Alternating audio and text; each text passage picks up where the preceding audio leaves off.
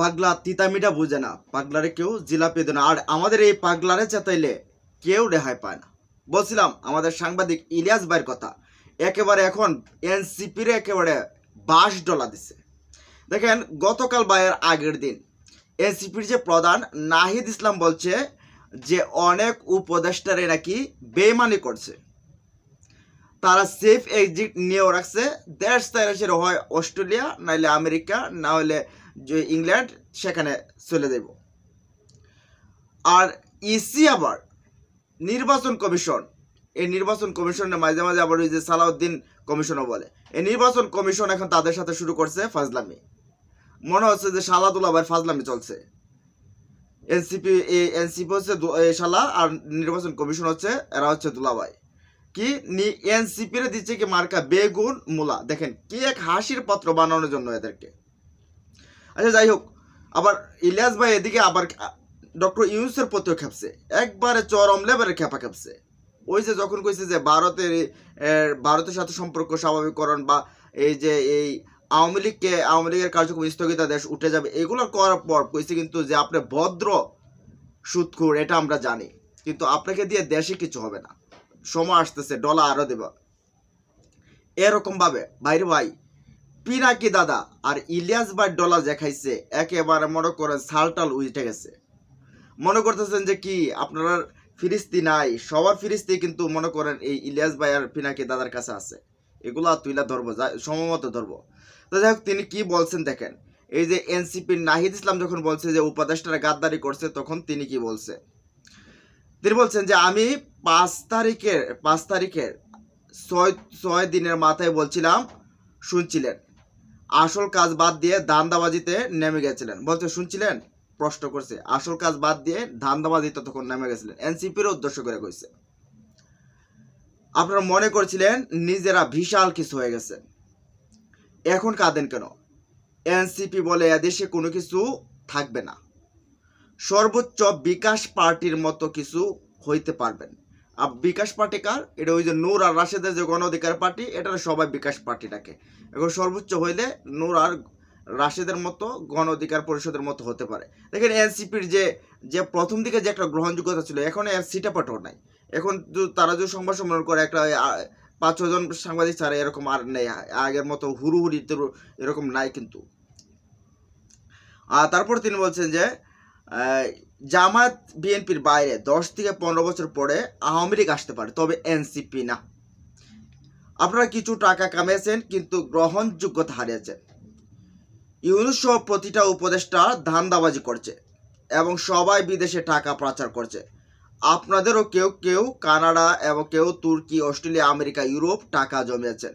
অনেকে এরকম বলছে যে কেউ নাকি কোটি টাকার নিচে সাইন করে না, কেউ নাকি বন্দরের দায়িত্ব নিয়েছে, কেউ নাকি বিভিন্ন ওই যে ডিসি এদেরকে নিয়োগের জন্য শত কোটি টাকার বাণিজ্য এরা করছে। এগুলো অনেক মাধ্যমে আসছে, এগুলা যখন ক্ষমতা থেকে যাইব তখন দেখা যাইব, বেড়ে আসবে। অতএব শুধু উপদেষ্টারা না, আপনারাও সেফ এক্সিটের চিন্তা করেন। বলতে এনসিপির যারা আছে এদেরকে কিন্তু পিনাকি দাদা, তারপর ইলিয়াস ভাই অনেক পছন্দ করতো তাদেরকে। এনসিপির এই নেতাকর্মীদেরকে অনেক পছন্দ করতো। তখন ইলিয়াস হুসাইন এবং পিনাকি দাদা তাদেরকে গাইডলাইন করার জন্য, সঠিক পথ দেখার জন্য অনেক কথা বলছে, তারা মানে নাই। তারা মনে করছে তা ওই যে ইলিয়াস আর পিনাকি বিদেশে থেকে কি বুঝবে, আমরাই তো এখানে সব। তারা মনে করছে বিএনপি জামাত এগুলো এখন টাইম আসছেনি, আমরা করছি, আমরাই তো সব। কিন্তু এই $20 দেন খাইবো, এই যে শেখা খাইবো, বাপ্পারাজের মতো যে শেখা খাইবো, এটা আসলে তারা বুঝতে পারে নাই। যাই হোক, তাদেরকে সেফটির কথা বলছে, সামনে আওয়ামী লীগ মারবে, বিএনপি মারবে, কথা না শুনলে জামাতও মারবে। সবগুলো দল থেকে $20 খাইবো, বাস পিছন দেওয়া থাকবে তাদের, এটা বুঝাইতেছে আর কি। আমার একটু দুর্বলতা আছে, তাই ভালোবাসা দিয়ে বললাম, তবে ভবিষ্যতে তোমাদের অন্ধকার। যাদেরকে আদর করে উপদেষ্টা বানাইছো তারাই এখন বেগুন, আলু, মূলা ধরিয়ে দিছে। ওই যে উপদেষ্টা এখন আসিফ নজরুল বলেন, যারাই আছে না এখানে দায়িত্বে যারা আছে না, এরাই কিন্তু এদের কথাই তো নির্বাচন কমিশন শুনতেছে, এরাই মূলা, আলু, বেগুন এগুলা ধরাইতেছে হাতে। আরে ভাই, এমন একটা সার্কাস পার্টি বানাইতে যাইতেছে এই এনসিপি রে, যাতে করে যেদিকে যায় কেউ বলে যে মূলা, এই বেগুন এগুলো বলে রাখতে পারে। বুঝতে পারছেন? হাসির পাত্র, হাসির খোরাক বানাতে চেয়েছে।